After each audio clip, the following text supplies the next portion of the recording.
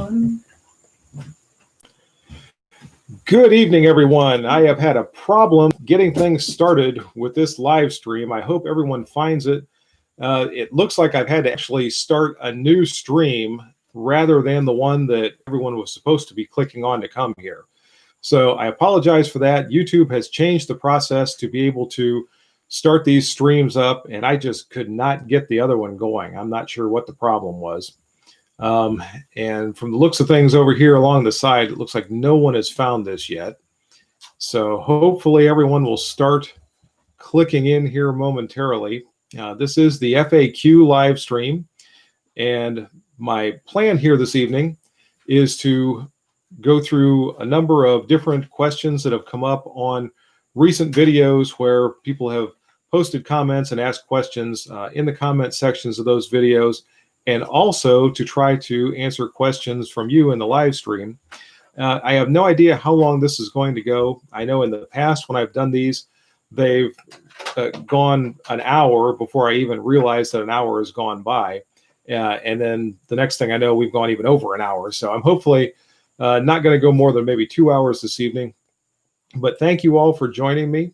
And I'm going to wait just a few more seconds here. It looks like we've got a few people that have found this stream.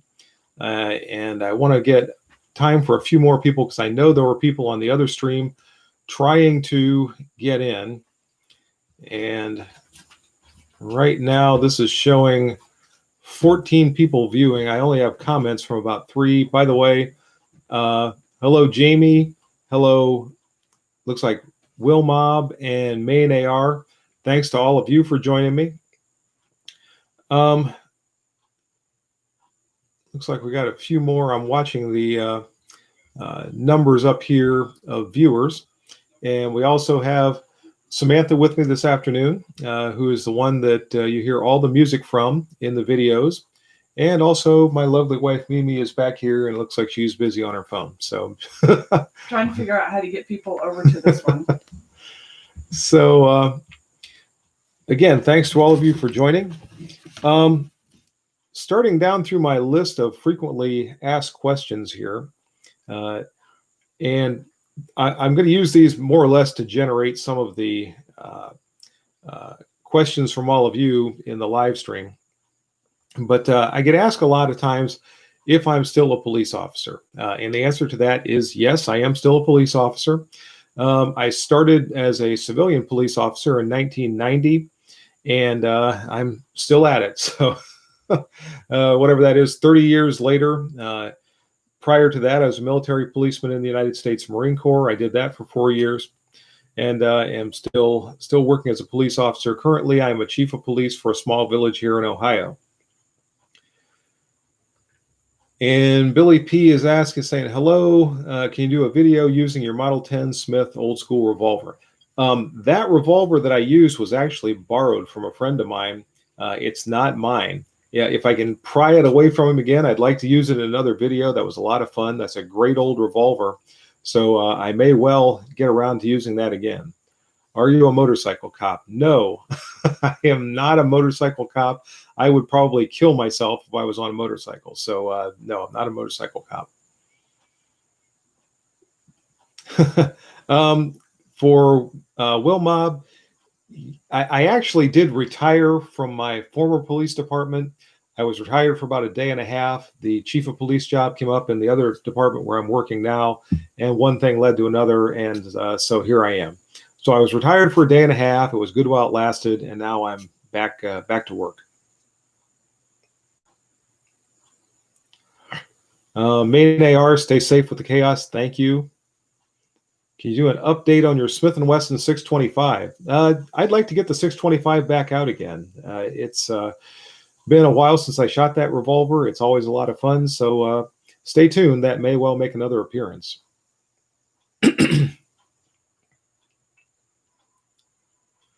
What do you carry as a cop? I assume you mean firearm. Currently, I'm carrying a Smith & Wesson M&P 40L.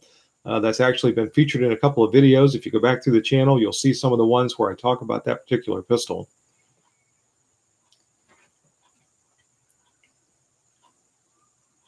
What do you think of the Marines' new H&K pick for their new rifle? I know very little about it, so I can't really comment too much about that. I'll have to look into that a little bit more and get back to you later. Frank Van Dornis, there we go. Yes, I had a problem getting things started. I had to end up basically starting a brand new live stream and had to go this route. So I apologize. I'm hoping everyone that was on the other stream makes their way over here.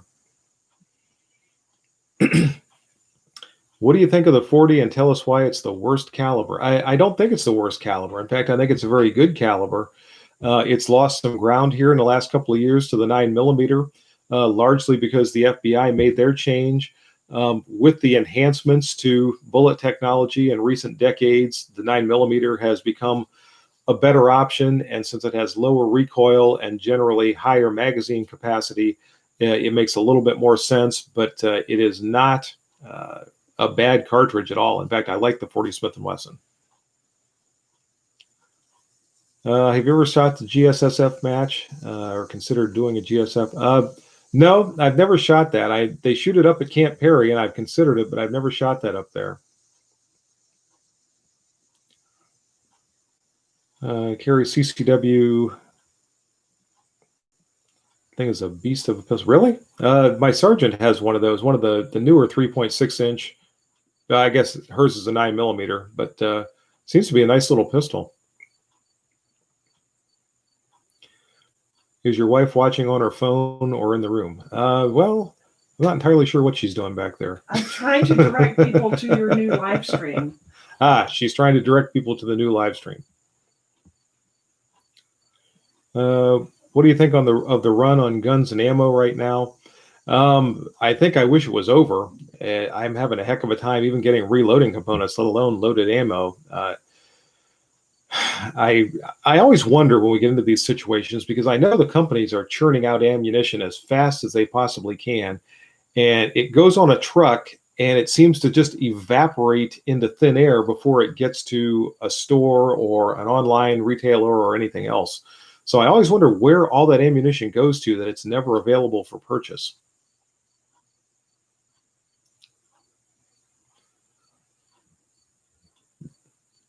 Going down through the feed here.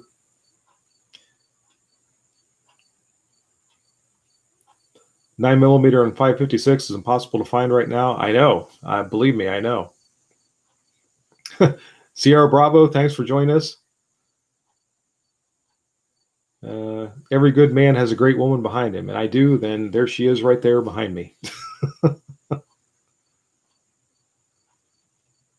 Thoughts on shotguns? I don't shoot shotguns nearly as often as I shoot handguns and rifles. I do enjoy shooting them.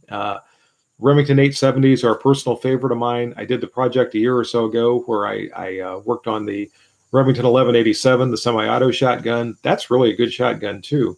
I keep looking at some of the other ones like the Keltec KSG and some of these other newer ones, and sooner or later I might get around to adding another new shotgun to the collection and doing a review on that. So stay tuned for new shotgun videos coming up in the future. And ERJG has joined us with a donation of $10 to the channel. Thank you, sir. Yay. And he's got quite an entertaining little post there that came along with it. I hope all of you can see that. Let's see. What's the gun pictures on the wall? Browning high powers. Those were actually given to me by a friend who has a business that supports parts for Browning high power pistols. And we've got the schematic at the top. We've got the Mark III over here and a classic Browning high power on the other side. So those are all Browning high power pistols. KSG is definitely a must. Okay. Frank Van Dornis, didn't some government agency buy 7 million rounds of 40 Smith & Wesson several years ago? I did hear something about that, and I want to say it was it ICE? Is that who bought that? Somebody bought a ton of that stuff. I remember hearing about the story at the time, but I haven't heard anything about it since. What's your take on the lack of small pistol primers? Are the ammo manufacturers buying them up? I think so. I think a lot of the primers and the other components are going into making loaded ammunition. So it's probably not surprising that stuff is really hard to find. Ann Lee says, we need shotgun vids. Okay. Paul, just starting service rifle, high power, advice for a beginner, standing is a struggle. Standing is always the most challenging stage. The best thing I can tell you for standing is to work a lot on dry firing. I actually do that out of my backyard. I have a small target that I put up where I can stand about 50 feet away. So it's corresponds to the same sight picture as I would have with the full-size target at 200 yards, and just working on dry firing and dry firing and dry firing, trying to build that position and get more and more comfortable with it. You will never stand absolutely motionless. You're always going to have some motion. So you have to work on breaking that shot as the front sight is moving into the target.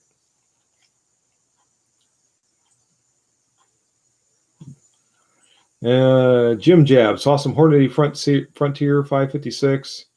Heard it was too hot, blowing up guns. I haven't heard anything about that, so I can't comment on it one way or another. ERJG says the $10 is beer money for Mimi. Okay. Hopefully she'll share it with me. Wine. Because everything is going on, I've switched to muzzle loaders as components are easier to find. I don't blame you. And I made that video a while back talking about using black powder cap and ball revolvers for defensive applications. And everything I said in that video still holds true. Most of the time you can find those firearms and the things that are necessary to use them easier and most of the time less expensive than the modern conventional firearms.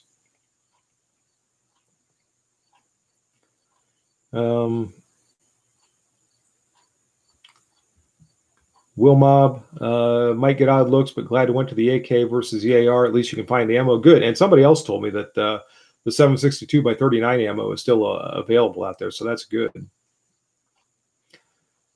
Roman's asking me if I still like my Hellcat. Yes, I do. In fact, that was a birthday present from Mimi and Samantha, and I really like that pistol. It's an extremely reliable pistol. It's an accurate pistol. It's a lot of fun. And it's a good CCW pistol. I like that pistol a lot.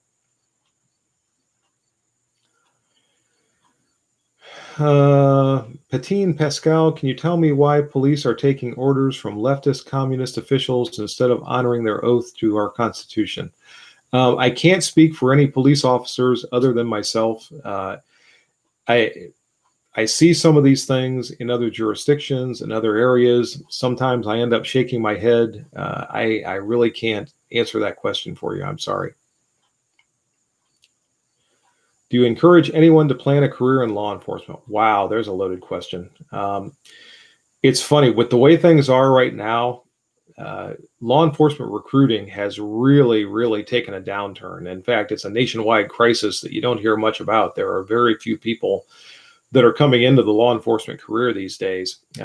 And the idea of referring someone or encouraging them to come into this career field, I don't know, that's a tough call because there are a lot of challenges out there today. It's a lot different than when I started. The perception and reaction to police officers is a lot different. So it's really hard for me to say whether or not I would recommend that someone come into law enforcement these days. Is the high power your favorite handgun? The high power is a favorite handgun. If I had to pick my absolute favorite handgun, it would be difficult, but it would probably be the 1911 A1. So another John Browning pistol, a relative of the high power, but that would probably be my favorite if I had to pick one. Department of Homeland Security. Okay, I couldn't remember who that was for sure that bought up all that ammunition, but I'll take your word for it that it was DHS. This felt like Zoom gone wrong. It was Zoom gone wrong, or at least it was Livestream gone wrong. I can't figure out why I couldn't start that other stream. I was working at it and just wasn't able to do that. Ad H, keep up the good vids. Enjoy them. Thank you. From the UK. Thank you very much. And I've actually visited the UK. We've been there several times, my family and I. I very much enjoy your country. Thank you for watching, and hope you continue to. Ray Scott, Ohio local, looking for Smith & Wesson M65. Any idea where to look? No. If I knew, I'd probably be there purchasing it myself. Catch Jitsu, Dan the Wolfman is here. By the way, Dan has a channel, catchjitsu.com, where he talks about not only firearms, but also unarmed self-defense, martial arts, MMA. He has a great channel. Go ahead and check that out sometime. I enjoy watching Dan's videos that he puts up. By the way, what's he saying? Just here between UFC fights. Okay. Filmed 4 parts on the 9mm, 45, going deeper into ballistics. And yeah, Dan's doing a series right now on ballistics, wound ballistics specifically for the 9mm versus the 45. That's very interesting. Steve Detweiler, thanks for joining us, Steve. Going to be driving in a second, but we'll be listening. Okay, well, be careful. Make sure you're keeping your eyes on the road and don't have any problems out there while you're driving. Jamie D, have you ever tried a laser training device? Yeah, I have, as a matter of fact. I've got one that I did a video on, and the name of it is just gone from my mind right now, but I have tried some of the laser training devices. Instead of dry firing, I use a similar BB gun. And the BB gun is good too, as long as it replicates your firearm that you're using in service rifle competition. That's another good way to train. Marksmanship is marksmanship is marksmanship, whether you're shooting a BB gun or a 50 caliber sniper rifle. The basics of marksmanship are always the same. Austin Glowin, love the channel and the content. Keep it up, sir. Thank you, Austin. I will do. Silence do good. Recently purchased a bucket list gun, an M1 Garand. Good for you. I love my M1. Was able to purchase a ton of clips and 30-06 online. Good. Even better. Clips only hold 8 rounds, but now have several preloaded clips ready to go. Good for you. Again, I really like my M1. I enjoy shooting it. It's a fantastic rifle. Even all these years later, that's still a great rifle to shoot. Let's see. Richard Cranium, 762 by 39 and 51 is still plentiful. Richard Good. Cranium. Yeah, and that just sunk in. We can still get CCI, Hornady, Remington over here. That's good. I'm glad you're able to get that.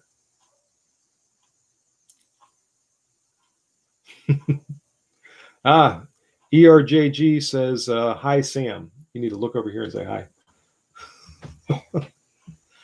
Hello, everybody. There she is, making a guest appearance. Here's the veil.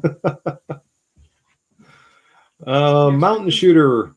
Had to do a little tuning of your National Match M1 rear sights to get them to work. Were your National Match that? No, I had to do a little bit of tuning with them when I first got it back from Springfield Armory there a while back, but not a whole lot. Just a little bit of fine tuning to make sure that it was set for my ammunition that I was using. Luke B, would you recommend milling an M&P 9C for an RMR or just save for a longer M&P core? If you've already got the 9C and you like it, I believe the milling is only about $100 depending on who does it, which is going to be cheaper than going the core route. If you're wanting to go with the core, sometimes you'll get some of the upgrades. Like with mine, it's a Performance Center pistol, so it's got the Performance Center enhanced action and all that. It's also ported. So if that's something that you would rather have, then save up your money and go that route. Otherwise, it's going to be cheaper just to have your slide milled. Okay, let me go down through the feed here. Please hit like to support this channel. 67 watching and only 6 likes. Thank you. ERJG says, yay, 1911A1.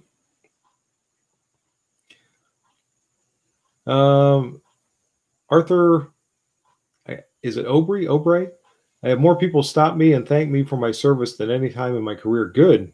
I'm glad to hear that. Apollo Rob, hello from Oklahoma. Hello. Thanks for joining us. What's your opinion on J-frame revolvers for CCW? I love my J-frames. I still, many times, in fact, even today, in fact, it's still in my pocket. I would show you, but they would kick me off YouTube. My 342 titanium frame revolver is my favorite carry firearm to this day because it's so easy to just drop in a pocket. In fact, I had to feel to make sure it was still there because the thing is so light. Let me go down through here. Love your LEO qualifying series. Thank you. Thanks for watching. Palmetto did have a good supply of /6 ammo a few days ago. I don't know. I've not looked for that. I've still got a little bit loaded up, so I've not been looking for the 30-06 ammunition. Have you heard of Dig-It Trigger for the airplane? No, I'm sorry. I've not heard of that. The Mantis 10, that's the one I couldn't think of, Dan. The Mantis is the one that I have. I got it at the NRA annual meeting a couple of years ago. As I said, I did a video on it. It's a nice system. I don't use it probably as much as I should, but it works pretty well. I like it.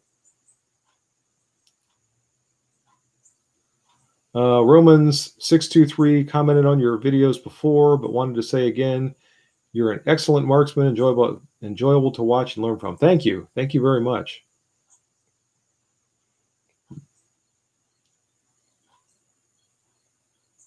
John Reese says, hi, Sam. John is tuning in from Guam. Thanks for joining us, John. What time is it in Guam, by the way? It must be, what, about 10 o'clock in the morning or something like that? Why do you not seem like a Glock or Sig Sauer, or why do you not seem to like Glock or Sig Sauer handguns? Is it striker versus hammer? No, it's not so much that. The Glocks have just never fit my hand particularly well. They don't point well for me. Sigs, I just never really warmed up to. I always had other things, usually Smith & Wesson firearms that I was using at the time. That's what I'm the most comfortable with. I did a qualification video with a Sig a while back, and it didn't really feel good to me. And I know a lot of it's just because I'm not familiar with them. There's nothing wrong with them. They're not bad firearms, but they're just ones that I've never really used that much. LCS JR, what's your take on individual price of primers and firearms during these times? The price gouging that goes on whenever we get into one of these situations is annoying. And I know the whole supply and demand thing and everything else, but we see this every time the prices jump on everything, and I just think that's kind of obnoxious.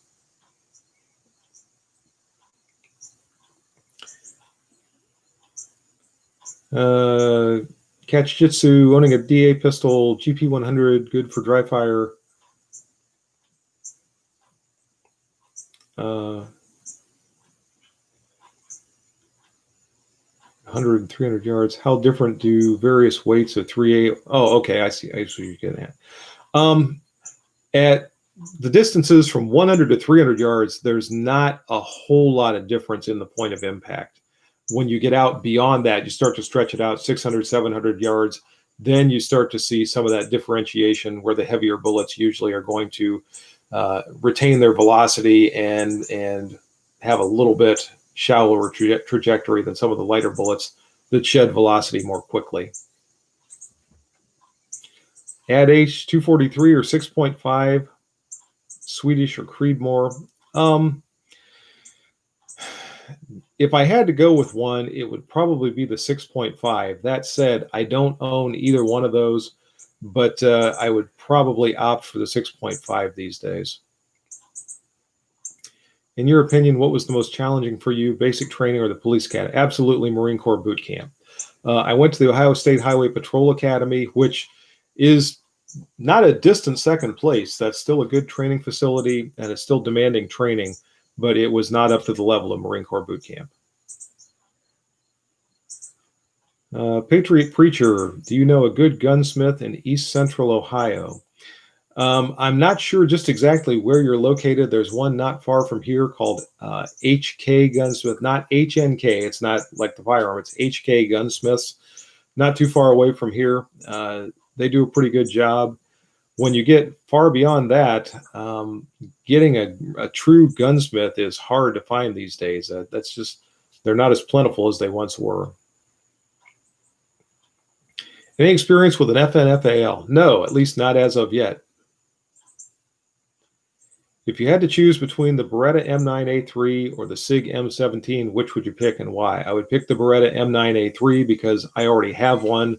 I'm familiar with that pistol. I have no real experience with the M17. I wouldn't mind picking one of those up someday just so I can see what I think of it. But as of this particular moment, I would go with the M9A3.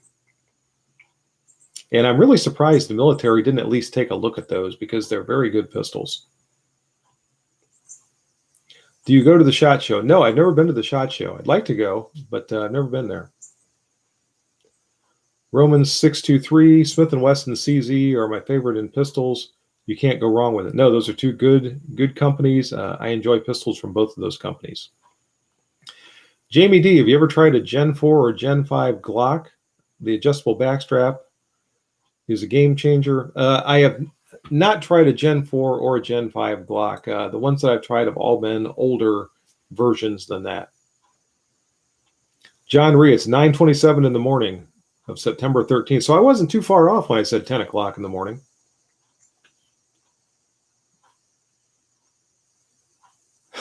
Yeah, John Ree is already in tomorrow. So we're broadcasting through time here.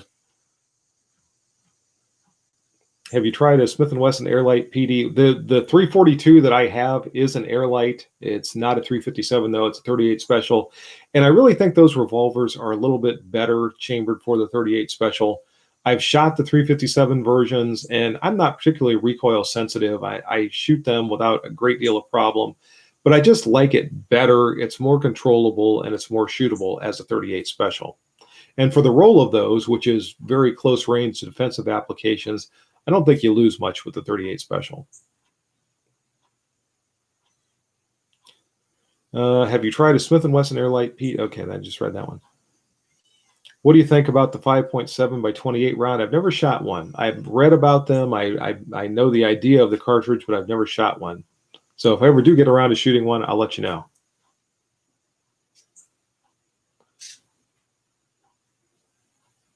James Burns, spend way too much time on shooting accessories, guns, etc. In the future, remember the price. My former favorite J&G sales won't see another dime. That's too bad. Yeah, it's just unfortunate we get into these situations and the prices do all the things that they do, and all of a sudden people are paying a lot more for something that really hasn't changed any as far as the product goes. Beretta all the way, our gate guards are still using the M9. That's interesting. And if I could ask Romans 623, where is that, or where are your gate guards? I'm just curious. You heard about slower than normal response times from police around the country. Actually, my family and I were in New York City last week, and I heard some things there, and I've heard this from other places as well, that police officers are really hesitant to get into situations and jump into things in this current environment because they're so concerned that any action they take is going to be viewed critically and they're going to get into some type of trouble, which is unfortunate. That's not the way it should be, but I have heard that from more than one source. William Jones, thoughts on the SKS? Seems very alien to me. It's been a long time since I shot an SKS. I have shot them in the past. They seem to be functional firearms, and for something that you would use that you're going to have like a home defense firearm or close range use on a farm or something like that, it seems like it would be a pretty good choice. I don't have a tremendous amount of experience with them, so I can't comment a lot beyond that. But years ago, you could pick those up very inexpensively, and I know a lot of people bought them at the time. Thank you for the Ruger 22 pistol video. You're welcome. That was also a borrowed pistol, just so you know, but it was a lot of fun. I enjoyed that one. Any recommendation on body armor because too many people are doing crazy things? Not really. Body armor has evolved to the point that I don't know if there's a great deal of difference from one manufacturer to the next, especially if they meet the National Institute of Justice standards and for the level 2 and level 2A and level 3 and all that. It's pretty much the same. I would say try to find whatever's going to be the most comfortable for you.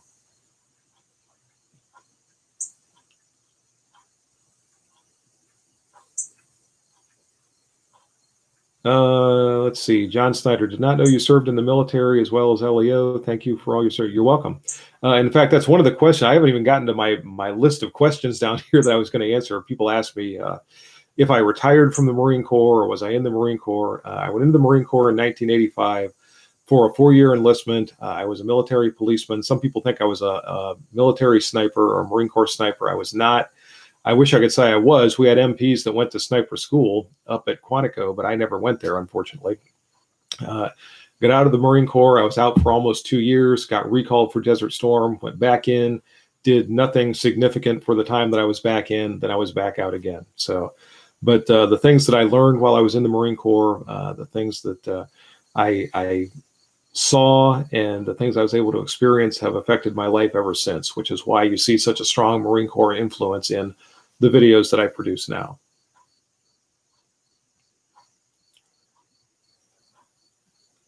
Let's see.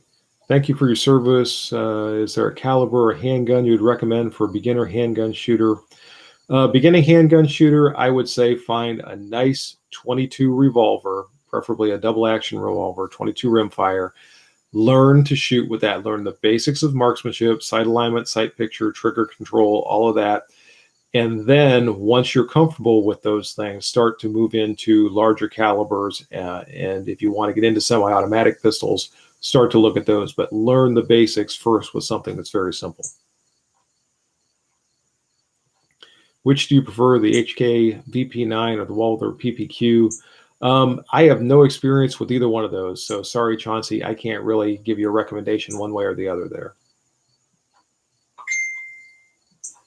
Barles Charkley, do you think the military's refusal to consider the M9A3 was a political decision? I don't know.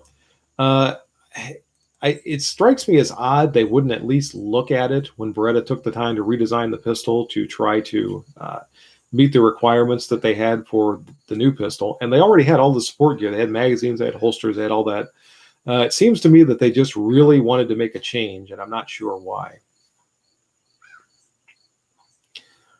Cheaper than dirt to the list.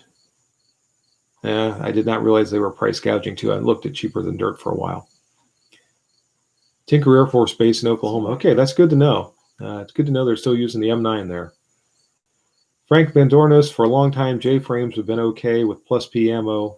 It surprised me. Yeah, my 342 is rated for 38 special plus P, so no problems there. Okay, Catch Jitsu. So through a 308 bolt gun, 300 yards in accuracy, won't be sub MOA, but 762 NATO will be minute of man or so much of that depends on the specific load. When you look at something like 762 NATO, if it's like something M118LR or something like that, that's a match load that's still 762 NATO cartridge. And that's going to be more accurate than the standard 762 stuff. Similarly, with the 308, if you look at something like Federal Gold Medal Match, that's going to be more accurate at those greater distances than something that's like a standard hunting cartridge or something like that. So a lot of it depends on the specific load and the bullet that's used in that load. Let's see. 2 years ago, gate guard from the Air Force was still carrying a 1911 at Wright Pat. Really? I am shocked. When I got recalled into the Marine Corps in 1991, I guess, I was reissued a 1911, but I didn't think that they'd lasted much beyond that for most of the other branches of the service.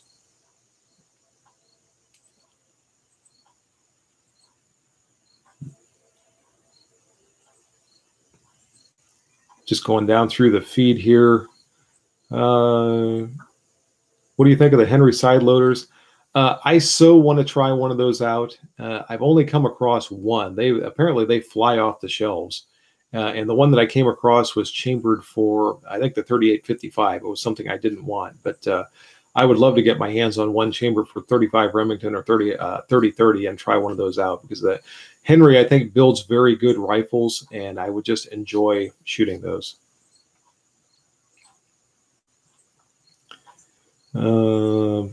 What's your feelings on Turk and Italian CZ clones? Um, yeah, it's hard to say because so much of it depends on the specific manufacturer and their quality control and all of that. To generalize just with where they're from, I can't really say too much one way or the other on that.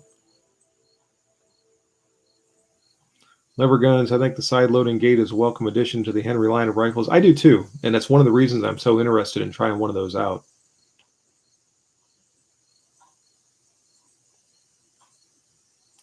Ian Lee, if asked, would you be an MP in the Space Force? That was another question I had on here because so many people asked me about the Space Force sticker that you see in the videos down in the shop. And if somebody asked me to be an MP in a Space Force, who could pass that up? But I love those stickers. I get a lot of questions on them. I have the one down there, and I also have a Space Force sticker in my office.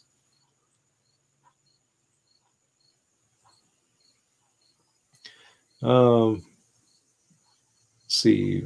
Rich Key, go with 357 SIG, probably your favorite caliber.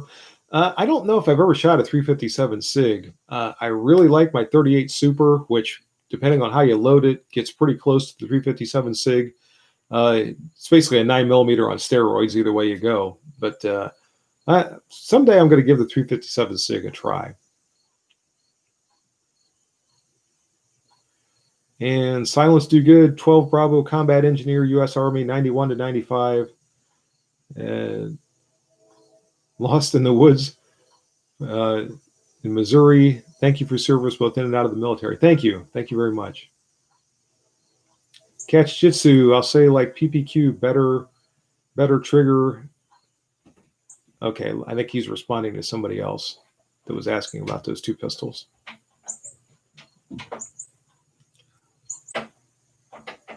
Beretta did not meet the contract requirements. Who was a contracting officer? Okay, I'll take your word for that. Micah Collins asking how the Hellcat's doing. I was talking about that a little while ago. It's doing great. In fact, I was just shooting that today. It's a great pistol.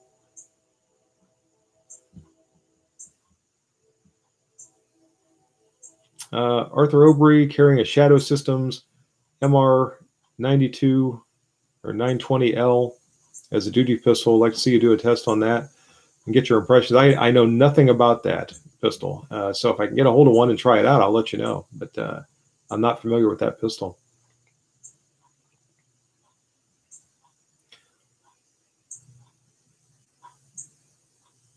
USMT didn't let me play with guns. My TO weapon was a 38 revolver. Okay. Roman 623, Henry rifles are great. I own 2 of them. I believe I think they build good firearms. I own 2 Henrys right now. They're both really good rifles. I've got the AR-7 survival rifle. I've also got the law enforcement commemorative 22. Both of those are very well made rifles. Mr. Funk, Kimber 1911A1 or Colt 1911A1. Wow.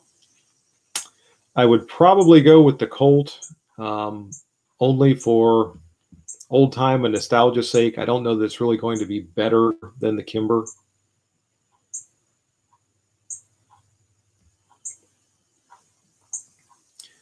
Let's see. Warfist, please hit the like button. Don't forget to subscribe and share social media. Oh, thank you. Steve Detweiler, what would be your strategy for the 4 or 5 guns everyone should have for the different aspects of life? That's probably a good topic for a video. Rather than go into that now, that would probably be a good one to cover in a future video. Tyler Fields, really enjoying your LEO handgun qualification series. Do you have any other series in the works? Not right now, partly because the qualification series is taking up so much of my time. I've got 40 of those courses done. I have 38 of them that are posted. I have 2 that have been recorded. I just have to get them edited and uploaded. And I also will get the wrap-up video for this group of 10 coming up soon. And once I get this done, and by the way, I have people contacting me from all around the world asking me if I want to try this course, if I want to try that course. I just had someone get a hold of me today from the UK, and they sent me the qualification course for the UK National Police. So I have that now. So I've got some international courses. I've got some military courses. I've got some federal courses. I don't know if I'm going to try to do a series on those, but I might throw one in once in a while in the future just for something interesting for those of you to watch who are interested in those courses.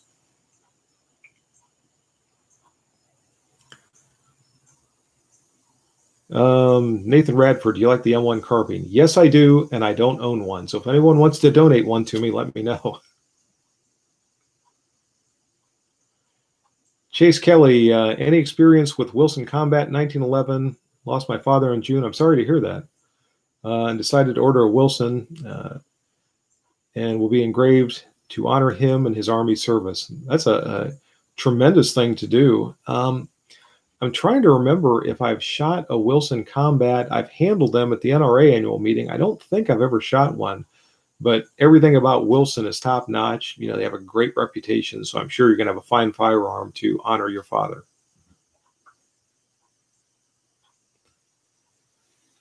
Have you tested your Masada enough to speak to the reliability? Like, I've got probably about 250 rounds through the Masada. I'm waiting because I want to use that in a project, and I'm waiting for something to get here that hasn't made it yet. So once I get that and I can put that thing together and get it out there, you're going to see the Masada more, and I'm going to get some more ammo through it. So far, it's been extremely reliable, no problems with it, and I think I'm going to like it even more when I get to shoot it more. Did you ever try those new slick shot nipples in your Remington new model? No, I never did.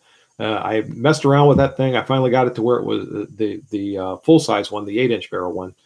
Finally got it to where it's running pretty well most of the time, so I never bothered getting the nipples. The other one, the Sheriff's model, I've never had a problem with right out of the box. That thing's a lot of fun to shoot. And I actually prefer that one to the full size one because it's so much more carryable. And people have asked me before about chronographing those to see what velocity difference there is between the two barrel lengths on those cap and ball revolvers, and that's another one of those future videos that I want to put together someday. So I don't know how much velocity is lost. I think it'll be interesting to find out. People not familiar with the USAF have never had a space command for years. Oh, I've had a space command for years, just separated to provide more focus. Okay, I wasn't aware of that. Still, I want to enlist. But I have to be able to at least wear my Marine Corps emblem somewhere on my uniform. That's the one stipulation that I have. When it comes to handguns, what do you like that's okay? Wait a second. When it comes to handguns, you like what you like, and that's okay. You do a good job. Okay, well, thank you.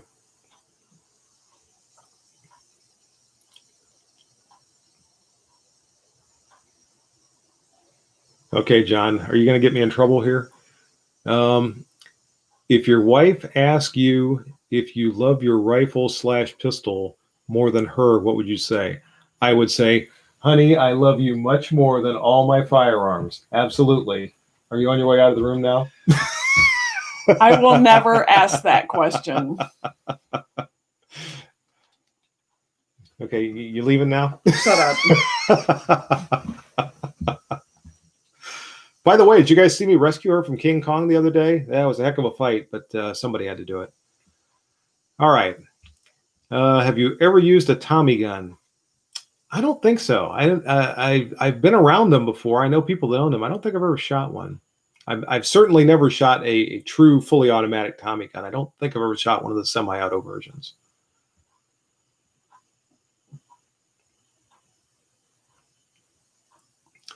Frank Van Dornis sold to Kimber when they first came out. Over the Colt for sure. Colt probably overpriced. That probably is true. What are your thoughts on the 22 Magnum rimfire? I think it's a good cartridge for something like using around a farm for varmints or whatever. It seems like for most of the shooting you do, a 22 rimfire will suffice a lot of the time for what a 22 Magnum is for. And if you go much beyond that, you start getting into something like a 223 or something like that, where the 22 Magnum is kind of that odd middle cartridge. No problems with it. Some people use it for defensive applications. I don't know that I would want to rely on it. I mean, it'd be better than nothing, absolutely. But I don't own a 22 rimfire or a 22 Magnum, rather, and I don't have really a lot of thoughts one way or the other on those.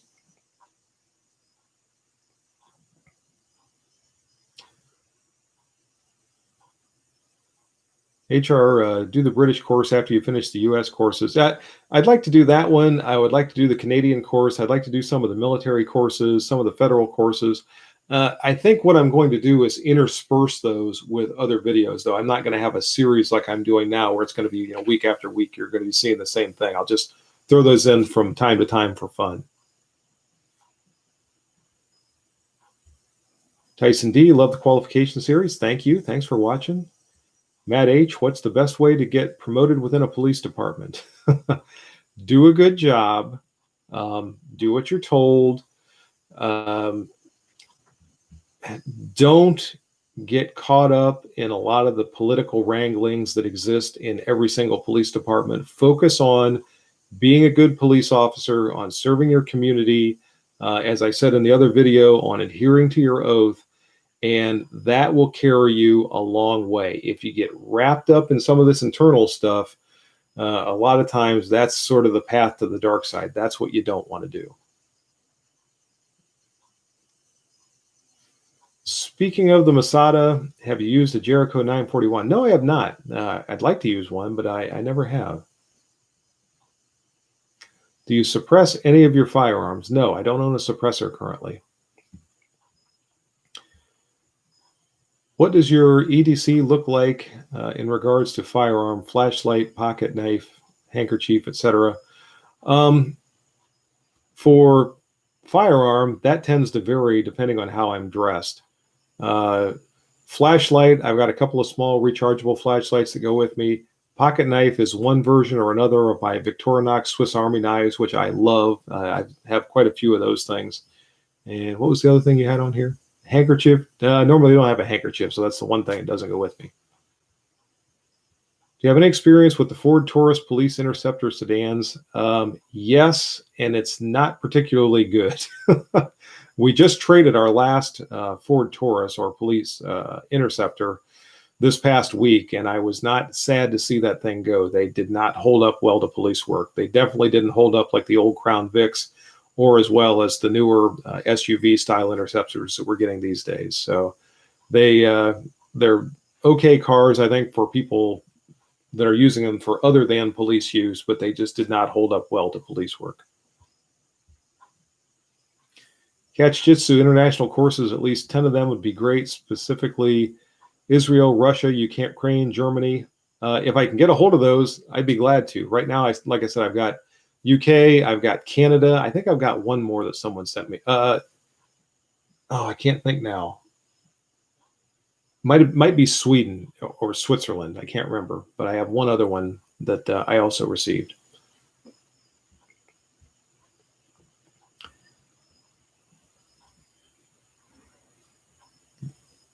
We know the Air Force spawned from the Army. It's natural for Space Force to come from the Air Force. That's natural progression, I guess. How about your Philippine 1911? Have you reached 1,000 round test? I probably got close to 1,000 rounds through that thing, and it's holding up well. The only thing I notice is the slide stop seems to be getting very touchy. Now, it's got an extended slide stop, so it has a little bit more leverage. It still locks open on an empty magazine and all that, but when I hit that thing, it doesn't take very much for it to go home. But still runs great, no other functioning problems. The accuracy is still good. Still enjoy shooting that. That's the one that I have. That's the 38 Super. Actually, now that I think about it, you might be asking about my Rock Island Armory, the 10 millimeter. That thing is running extremely well. That's a great pistol. No issues with that whatsoever.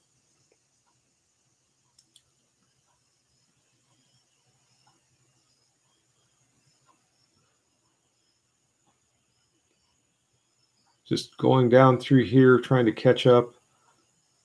Loved your Qual series. Bought a load of FL targets for experimentation. Okay, good. I'm glad that that's helping you out. Do LEOs have a shotgun or a rifle qual that they have to pass? Yes. Law enforcement officers, at least in Ohio, have to fire a qualification course with every firearm they use in the course of their duties. So duty handgun, shotgun, rifle, if they're on a SWAT team, might be a submachine gun, might be a sniper rifle. Anything that's carried off-duty firearms are required to have a qualification course. So anything an officer uses in the course of their official capacity, they have to fire a qualification course for.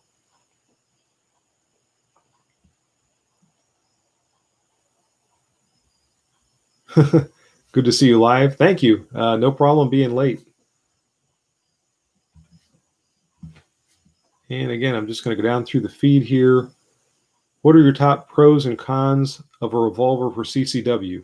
Top pro, simplicity and reliability. You do not get easier to use than a good quality double action revolver. Cons, the only real con is the ammunition capacity and maybe a little bit the trigger pull quality. But if you train with your firearm like you should, that's not really that big a deal.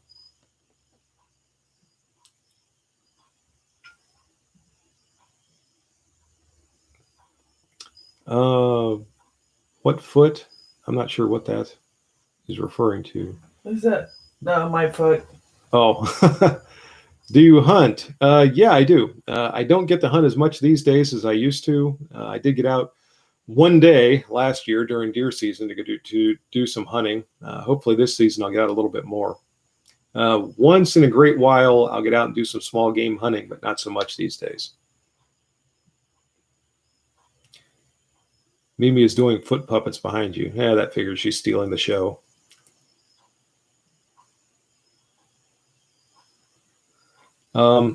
Stephen, I guess it's Conley. Thank you. Thank you for that kind remark. If steel case tool ammo 556 is all that's available, would it be okay to practice with? I've heard bad things about it in the past. If it's all you can get, that's what you're going to have to practice with. I keep hearing people say that the steel cased ammunition nowadays is better than what used to be available back in the day. I typically don't use it. I typically use brass cased ammunition. I use a lot of my own hand loads. But if that's all you can get, I would say give it a try and see how it runs in whatever rifle you're using.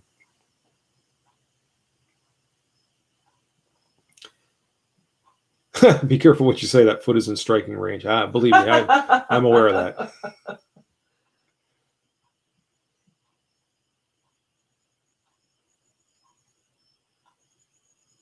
Video you upload about adhering to your oath as an officer was the first I seen of your work.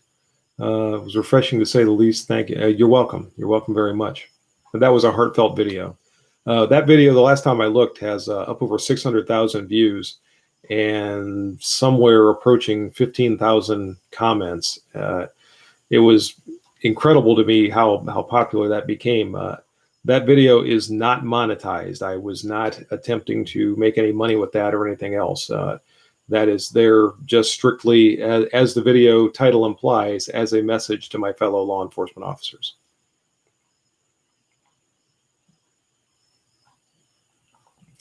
Ann Lee, SAO, DA, or DAO. I would say it depends on the shooter and the usage of the firearm. If somebody is going to train with their firearm, I mean, train a lot, then the single action only is going to be the firearm that's going to be the easiest to get rapid shots on target. That's why it's used in so many of the action shooting games.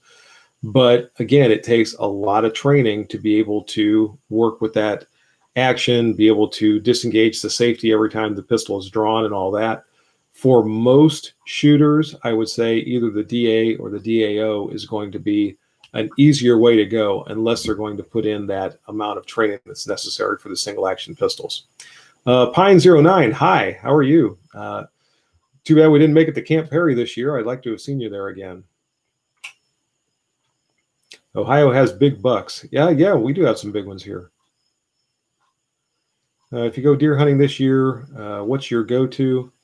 I've got a Marlin 1894 that's a stainless steel rifle chamber for the 44 Magnum. That makes a great deer hunting carbine. That's probably the one that'll go with me. Unless I go out during black powder season, then I like to take my Thompson Center Hawken and do it the old-fashioned way.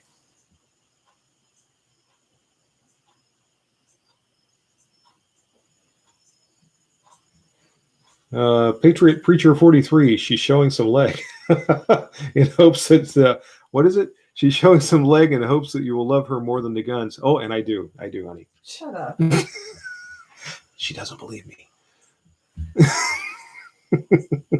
All right. Now I am going to kick you. Uh-oh. I'm being assaulted. You all saw, everyone in the world saw that I was just assaulted. I'm a victim of domestic violence.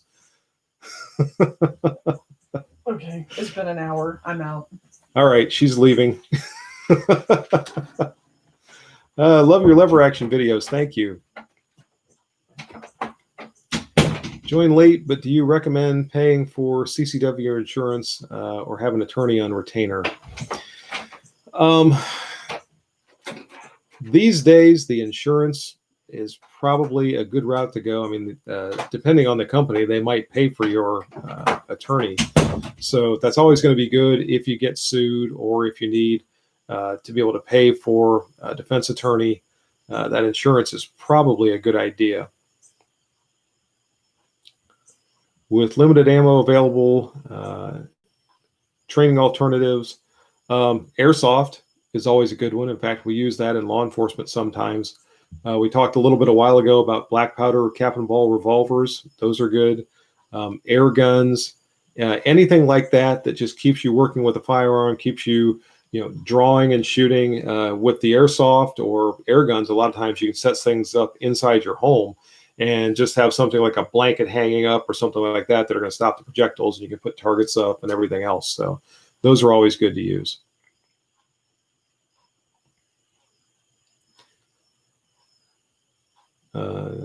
M&P suppress very well. I want that new 2.0 core. Good.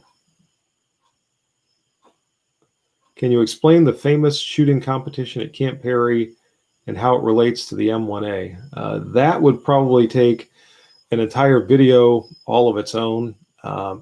The matches have been going on at Camp Perry since 1907, I believe. So we're 113 years worth of history at Camp Perry for the national matches. The M1As or the M14s have been in use since the 1960s. They have a great heritage there. I enjoy shooting in what nowadays is the M1A match. I enjoy shooting my M1A, and usually I refer to it as my M14. It's just a great classic rifle, and it's a lot of fun to shoot in those matches.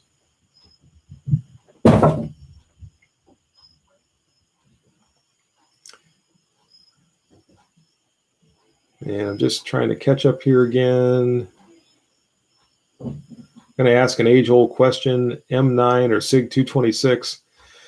I would go with the M9 because that's the one I'm familiar with. There's nothing wrong with the SIG 226. I like the Beretta pistol personally. I like that smooth action that you get with the Walther style operating system, and I would opt for the M9 between those two.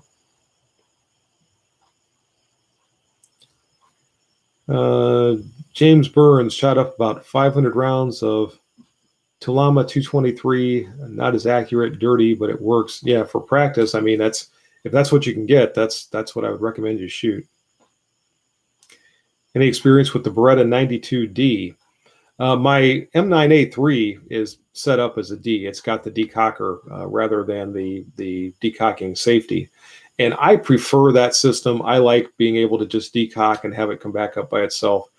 Whenever I carried one of the traditional double action style pistols, whether it was Smith & Wesson or whatever, I always carried it with the safety off in the double action mode because I did not want to have to fumble with that safety when I came up, and I didn't want or with those, there was always that possibility it could be inadvertently activated, which I didn't care for. I like the D model Beretta better, so you never have to worry about that safety being on when you don't want it to be.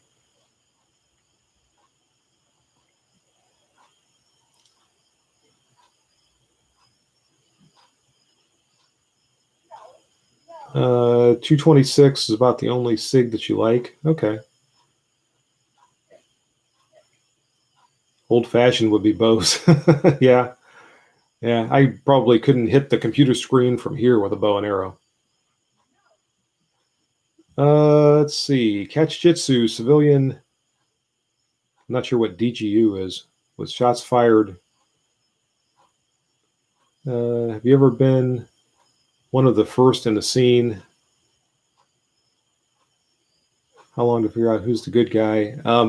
Whenever you get into one of those scenes, it's always hectic at first, which is why officers, if there's a firearm involved, everybody is told hands in the air, turn around, get down on the ground, and all that. Till you, once the scene is safe, then you start to sort out, who's the good guys and who's the bad guys and what happened. But the first thing is to stabilize the situation.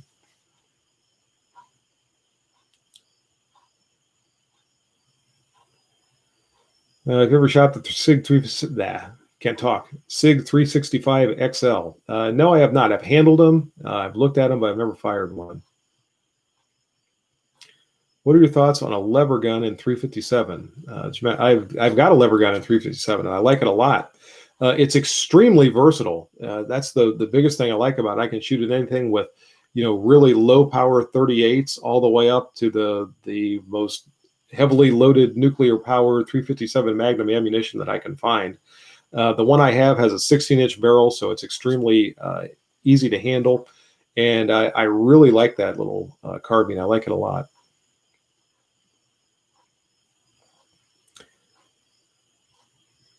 Gee, I think the 92D was DAO. I thought that was the decocker version. If it was the DAO, then I misspoke. I apologize for that.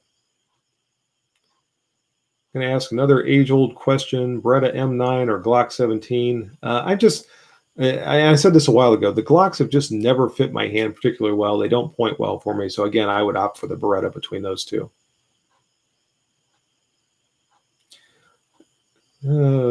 Michael Sestak, hey HR. Hey Michael, how are you? LC, agree HR, love your 39-2. 39-2 is a great, great classic pistol. I really like my Model 39. Just out of curiosity, what is your favorite classic Smith & Wesson revolver? That's almost like trying to pick my favorite child. Probably the Combat Magnum Model 19. My all-time favorite revolver that I own is my 3-inch Model 66 Combat Magnum. So I would go with the Model 19 as my all-time favorite Smith.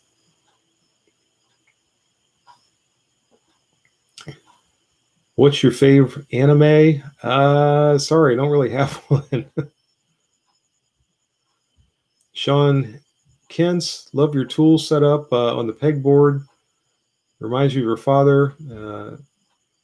He was and always will be a Marine. I know the type. Now guarding the pearly gates. Well, then the pearly gates are well guarded.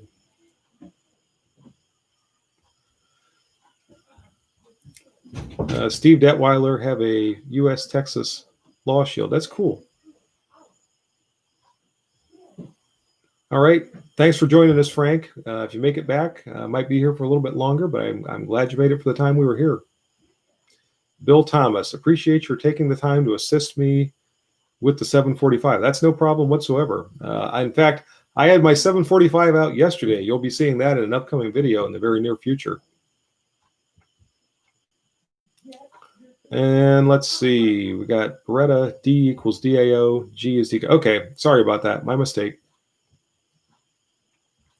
Steve Detweiler, shot fine with your Beretta. I was just a little off with that. The whole way during that video, I was in a rush with that thing. I had a very short period of time to try to get that video recorded and get off the range and get some other things done.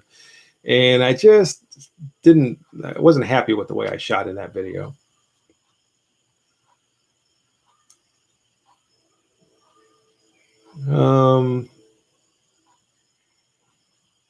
Warfist heard lever 357 Magnum and immediately thought of Tackleberry from the Police Academy.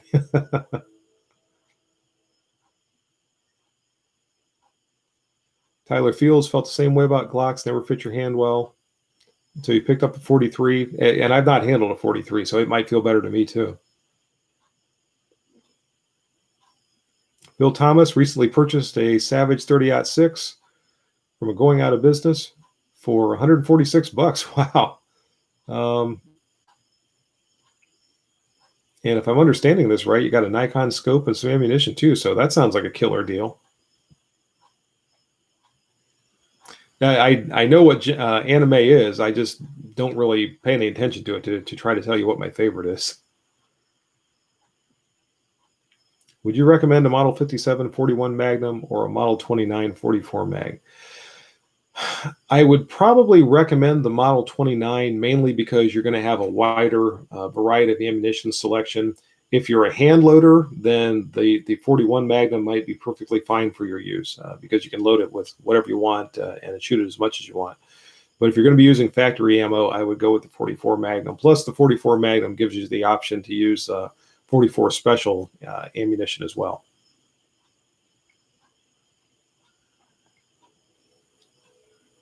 The Beretta shot well didn't necessarily say you. Okay, point taken.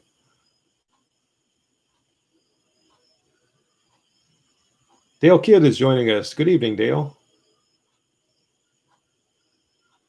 Would you go with a dedicated 22 long rifle rig for an AR? Yes, and that's exactly what I did. I actually have a Smith & Wesson M&P 1522. If I want to use an AR-15 style rifle chamber for the 22 rimfire, that's the one that I use. I'm not a big fan of the 22 conversion kits, partly because 22s are kind of dirty with regard to the way the powder burns and all that.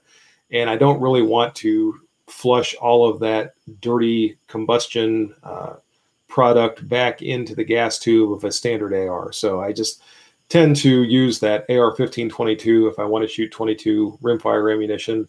And obviously I use my standard ARs if I want to shoot something else.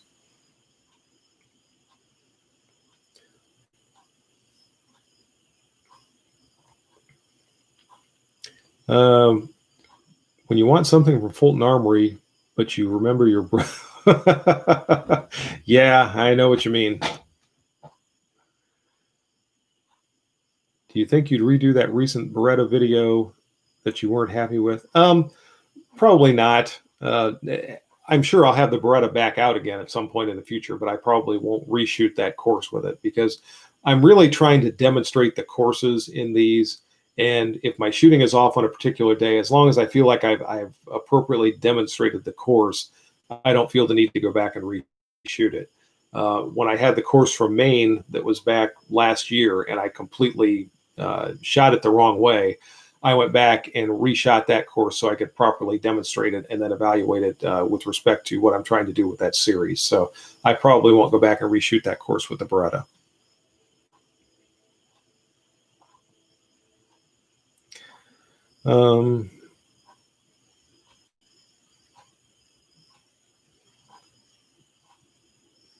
Shocked to see as your shot hit the edge of the target. Yeah, so was I. Thoughts on the 300 blackout? I was just talking to somebody about the 300 blackout last night. And it's kind of funny because it seems like that cartridge has really cooled off. A year or two ago, it was all the rage, maybe more than a year or two. And everywhere you look, people were talking about 300 blackout. And all of a sudden, you're just not hearing that much about it these days. I think my thoughts on it are if you want to have a suppressed firearm, then that's a good way to go because of the ballistics of that cartridge and its ability to be suppressed.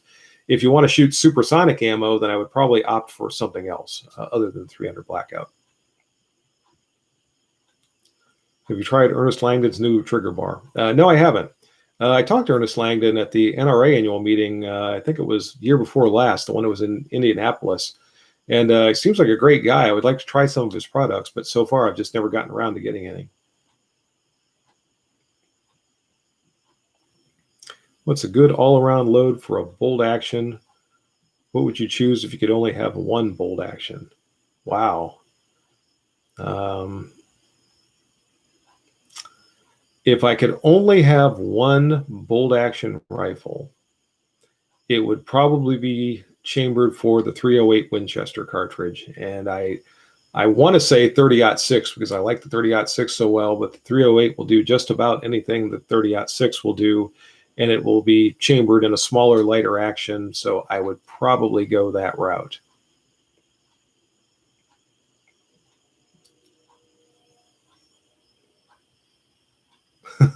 Thanks, Steve.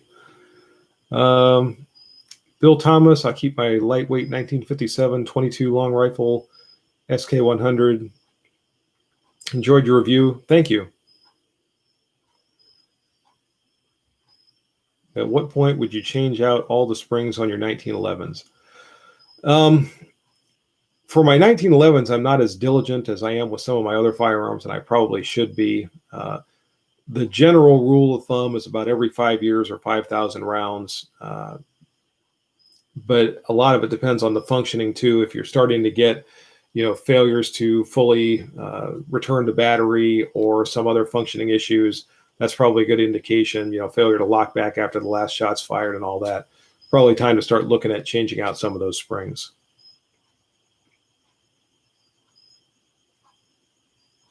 Have you shot a course with a 45 GAP Glock? No, I haven't. I've actually never fired that cartridge. When will it be time to retire the badge and become a full-time YouTuber? I ask myself that almost every day. I don't know. I feel like as long as I still enjoy what I'm doing and I feel like I'm being productive as a police officer, I'll probably continue. But I don't know. I suspect one day I'll wake up and I'll think, I just feel like it's time to move on and leave that part of my life behind. But that's also going to be a very difficult day whenever it gets here.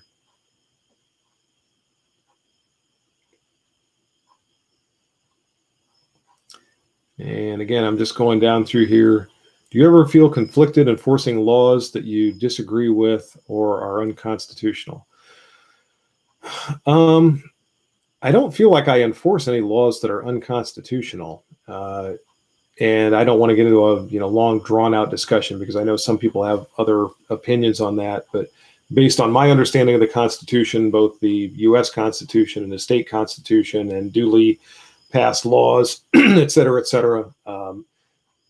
if there's something that we're enforcing, I believe it's a constitutional law. Now, there are some laws that are passed that I think are a little silly, but I don't necessarily think they're unconstitutional. Langdon's trigger bar turned the M9 trigger from decent trigger to an amazing trigger. That's good to know. Gray Dog really likes 308 too. It's a great cartridge. Let's see. Dexum 2010. Do you think this point the military has stayed away from issuing jacketed hollow point rounds because of the added cost involved? No, I don't think it's that. It all goes back to the Hague Conventions and the laws of land warfare and all that, and this ridiculous idea that hollow point ammunition somehow causes more pain or suffering or what have you.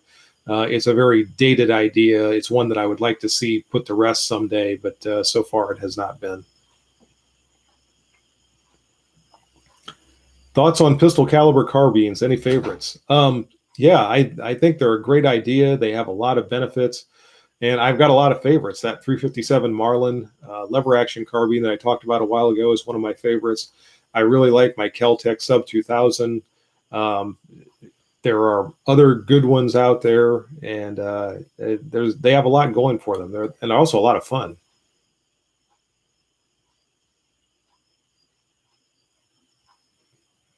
Have you tried those single shot pocket guns that you can fit in your jean pocket? No, I have not.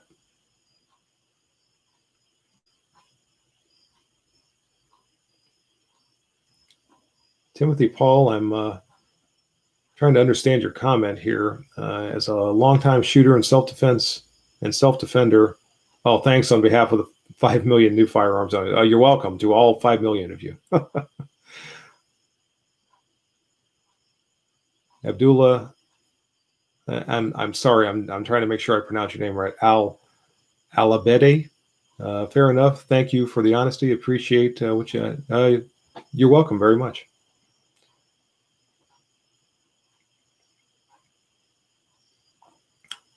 I'm going to bug you one more time about this M9 or 1911. Come on now. Former Marine, trained on the 1911 from 1985 all the way up to today. Got to go with the 1911 there.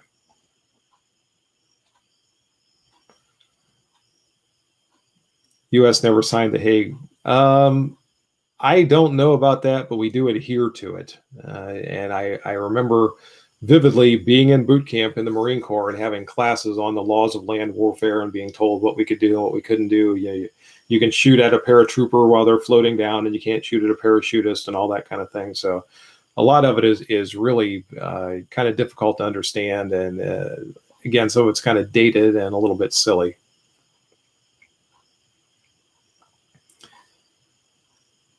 Due to the drought on supplies of 9mm and 5.56, cut back on range time and working more on mag changes and dry firing, which is a good idea. Anything to keep you working with your firearms, keep handling, keep working on trigger control, and just manipulating your firearms is going to be good, even if you're not live firing.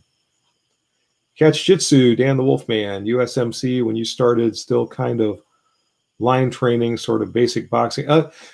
It was interesting. We had, and at the time when I went into the Marine Corps, I was already a first-degree black belt in Taekwondo, and I wasn't sure what to expect with the self-defense training that we did, and we had kind of a mixed, almost looking back at almost an MMA flair to it back then. We were doing some low-level kicks, we were doing some throws, some chokes, some takedowns, things like that. So it was actually a pretty good program all the way back in 1985, and it's evolved since then. They have the Marine Martial Arts program, as I understand nowadays, and Marines can continue training all throughout their time in the Marine Corps, and as they advance, they actually get different colored belts to wear with their uniforms, which is kind of cool to signify what level they've reached in the Marine Corps Martial Arts program.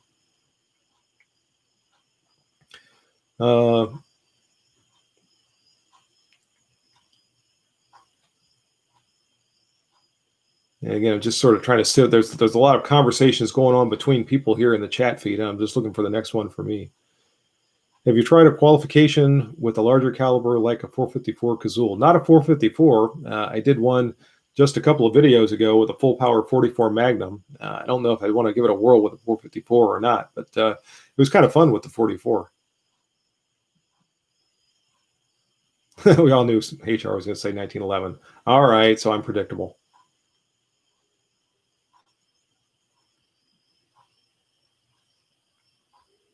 What revolver would you recommend for personal protection and what caliber? A lot of that depends on the person that's going to be shooting it. If it's an experienced shooter who's going to train a lot, and this is a revolver for concealed carry, I would recommend something like the small lightweight J-frames chambered for, I like mine in 38 special. Some people like the 357s. If it's somebody that's going to be more recoil sensitive or they're going to need a little bit more sight radius or something like that, maybe look at something more like the 3-inch Rugers or something like that. Chambering is going to vary, again, depending on the recoil sensitivity of the person and some other factors. So much of it, when somebody asks for a recommendation like that, it's really hard to do because a lot of it depends on the individual that's going to be using that firearm.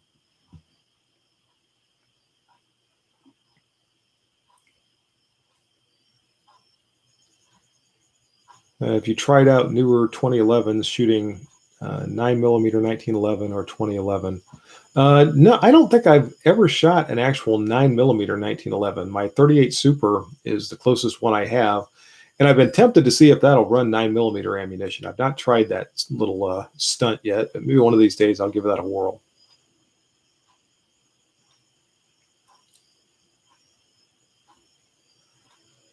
Seen strong opinions expressed about Kel-Tec firearms, pro and con. Besides the sub 2000, how much experience do you have with I talked about this in one of the videos where I was reviewing the sub 2000. My original experience with Kel-Tec firearms was not good, and it was not anything that I own. Several officers that I worked with back in the day bought I believe it was the P11, the original Kel-Tec pistol, and they came out and I had to try to qualify with those pistols. And they had all kinds of functioning problems. They had parts breakage, just one problem after another. And I didn't want anything to do with Kel-Tec firearms after that. It took 20 years before I finally decided to give the sub 2000 a try. And it's been a very, very good firearm. I can't really comment too much on other Kel-Tecs. There are some that they have in their line that I think look interesting, and based on my experience with the Sub 2000, I wouldn't mind giving them a try. But some of those other pistols, if they're that design that has evolved from the P11, I don't know. I'd still almost be kind of leery of those. John Ree is headed out. Just got home from a 12-hour shift. Stayed for the live stream. Hey, glad you were here, John. Thanks for joining us. I appreciate your support. Like seeing your comments. You take care. Got into a fist fight with a Marine. It was tougher than I imagined it ever would be. He was a punch sponge. Yeah, that sounds about right. A punch sponge. I like that. That's probably one of those things that could be almost synonymous with Marine.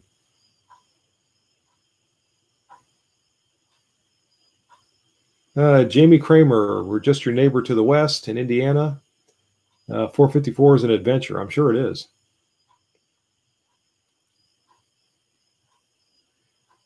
Have you tried a Wilson Combat 1911? I was talking about that a while ago. I don't think I've ever fired one. I've handled them. I've looked at them. I don't think I've ever shot one. Sometimes it's hard for me to remember over my entire life everything that I have fired at different times. And there might be times that I'll say, no, I never shot one of those. Then I'll think about it later on. I think, well, maybe I did. So sometimes my memory gets a little bit fuzzy.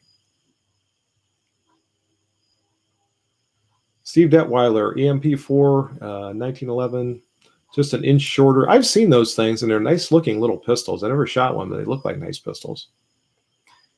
D5 squared 91, love the channel. What are your thoughts on the M1 carbine? I like the M1 carbines. I wish I had one. To begin with, they're just fun. And I like the historical aspect of those particular little carbines.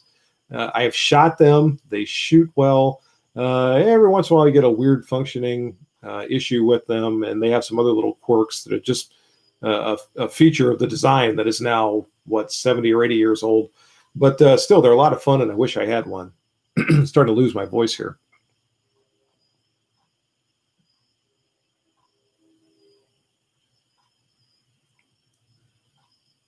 Pistol Pete, I know it's blasphemy, but a 9mm 1911 is too fun.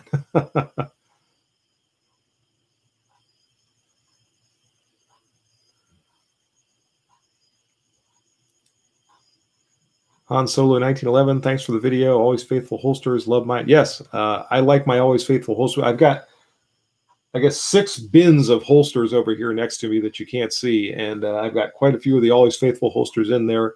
Those are some of my favorites, and I really like Skip. Great guy, and I'm kind of surprised he's not here with us this evening, but I can't speak highly enough about his holsters.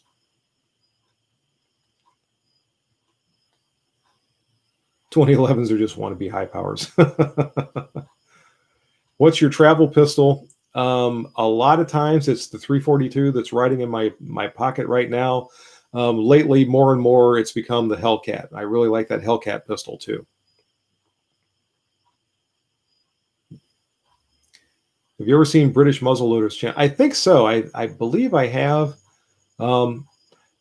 One of the odd things about having a YouTube channel, and especially when you're trying to put up content as frequently as I do, is you're spending so much time recording video and editing video and uploading video and responding to comments and all that kind of thing that you don't really have a lot of time to just watch YouTube. When I watch, I tend to enjoy watching channels with people with personalities that I like. It might not be the biggest channel. They might not have always the newest, latest, greatest firearms or anything. I talked about Catch Jitsu here a while ago with Dan the Wolfman. I really like his videos. Bald and Curious, he just kind of cracks me up. He makes me laugh a lot of times when I watch him. Rick Bernardi, aka Black Rifle, I like to watch his things. In fact, I met him when I was down in South Carolina the last time. He had dinner with my wife and daughter and I. That was a lot of fun. By the way, I've said this before, and I always want to throw this out. If you guys happen to run across me somewhere, see me at a gun show, see me at Camp Perry, see me at the NRA annual meeting, whatever, please feel free to come up, say hi, introduce yourself. I've met a lot of you. There are some of you I feel like I know, even though I've never really talked to you face to face. Some of you I talk to on the phone. Some of you I text message. Please come up and say hi if you ever get a chance, because I would really like to talk to you in person.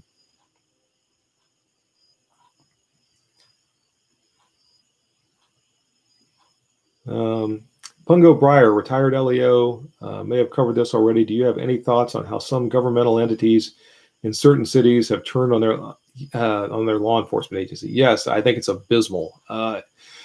When you see and hear what some of these public officials, elected officials, are saying about their police officers, I think it is horrible. I don't know how some of those officers continue going to work every day. It's something about the work ethic of police officers and what calls people to this profession that they just continue going in and going out in those cars and doing what they're supposed to do when they know the people above them don't have their back.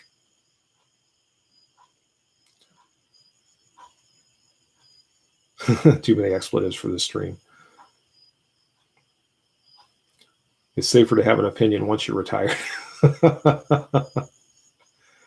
Any recommendations on where to look for a shoulder holster for Smith & Wesson 44 Special 624?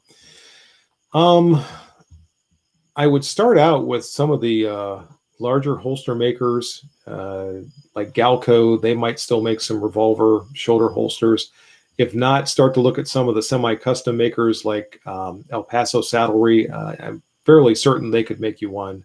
They're not going to be cheap. Shoulder holsters, especially if they're leather shoulder holsters, are always kind of pricey, but they also are very nice looking. I like my leather shoulder holsters, and I wish I had a few more. Catch Jitsu as LEO, are you federally legal to carry even in very anti-gun states? Great question. The short answer to that is under the Law Enforcement Officer Safety Act, I am, but when you go to any other state, you're subject to the laws of those states. And I mentioned a little while ago, this past weekend, my family and I were in New York City, and I did not take a firearm with me there because of a lot of the horror stories I've heard about people, even police officers, carrying firearms in New York City. And I joked with my wife while I was there. I said, I'm probably the only person that's in the city that doesn't have a firearm, but I just didn't want to deal with any legal hassles or anything else. So I did not take a firearm with me. And I felt naked the entire time we were there.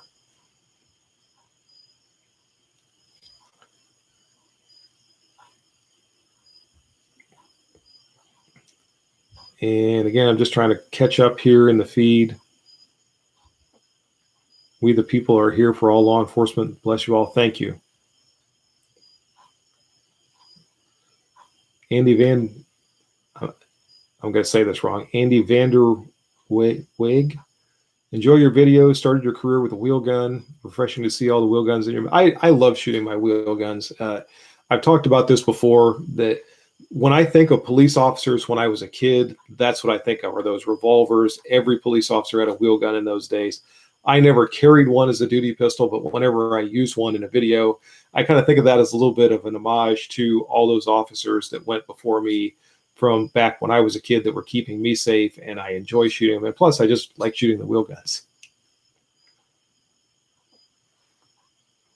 With leather holsters, do you have to occasionally rub them down with Neat's foot oil or anything? You should, just to help keep them pliable, keep them from starting to crack or dry out or anything.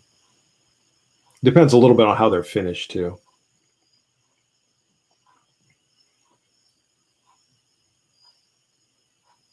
By the way, speaking of holsters, something to keep in mind if you're looking particularly for something like shoulder holsters for revolvers or whatever. If you go into a lot of gun shops, back in the back, there will be like an old dusty box full of all kinds of different holsters. If you take the time to dig through those boxes, a lot of times you'll find holsters in there that back in the day were pretty expensive holsters.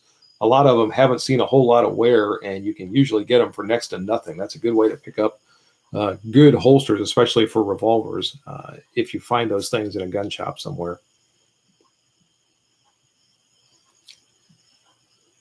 Why go to New York? Actually, we took my daughter there to the American Museum of Natural History for her 17th birthday. That was her birthday gift.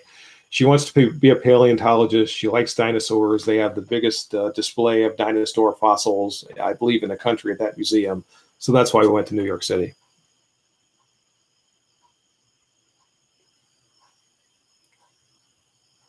Given you were in the military during the Cold War, did you have any training with Soviet weapons? No, I did not specifically.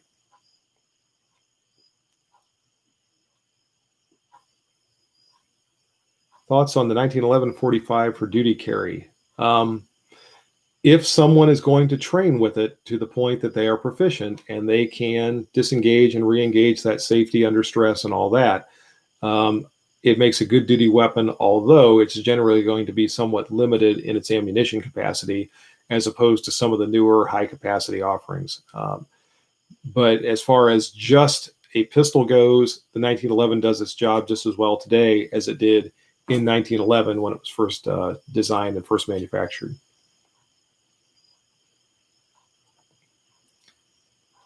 Steve Detweiler is leaving us. Take care, Steve. And we've been at this for over an hour and a half at this point, once I finally got this stream started. So I'm probably going to start wrapping things up. I do want to say thank you to everyone for joining me this evening. And thank you very much for all the support that you've given me during the time that I've had my YouTube channel, which is 8 years now, 8 years that I've been on YouTube, and almost 420 videos that I've put up. And it just seems to get better and better as more people come on board and more of you join in live chats here, more of you comment on the videos. And I try to read all of those comments that I get. I respond to a great many, even if I just say thank you, or even if I just give you a thumbs up or a like on there, I try to respond to all the comments that I get. I'll take a last question or two here. Dale Kidd, reference holsters, can't find up-to-date duty holsters for 1911s. Yeah, it is getting harder to find 1911 duty holsters. Galco's Miami Classic. Okay, that's good.